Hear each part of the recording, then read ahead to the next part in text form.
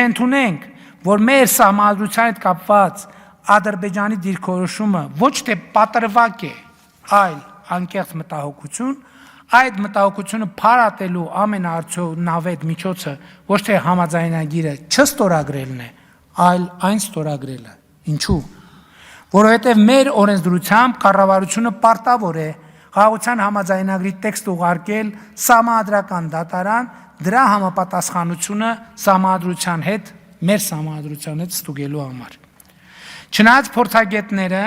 2025 թվականի սահմանադրական դատարանի որոշումից հետո սեպտեմբերի իմ հիշատակած նման հավանականությունը մեծ չեն համարում, բայց եթե սահմանադրական դատարանը որոշի, որ Հայաստանի եւ Ադրբեջանի միջև խաղաղության համաձայնագրի տեքստը չի համապատասխանում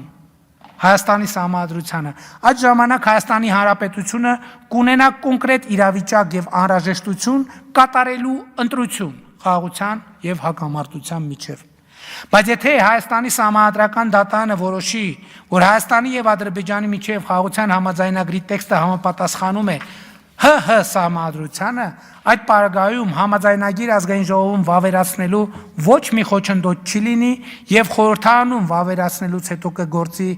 Հայաստանի սահմանադրության 5-րդ հոդվածի 3-րդ կետը, որտեղ ասվում է. մեջբերում եմ. Հայաստանի Հանրապետության վավերացրած միջազգային պայմանագրերի եւ օրենքների նորմերի միջև հակասության դեպքում կիրառվում են միջազգային պայմանագրերի նորմերը։ Մեջբերման ավարտ։ Սա նշանակում է, որ խաղաղության համաձայնագիրը Հայաստանում, ինչպես նաև Ադրբեջանում վավերացվելուց հետո կստանա բարձրագույն իրավաբանական ուժ եւ հետեւաբար խաղաղության համաձայնագրի հարցում իր ընթացիկ դիրքորոշմամբ Ադրբեջանը խոչընդոտում է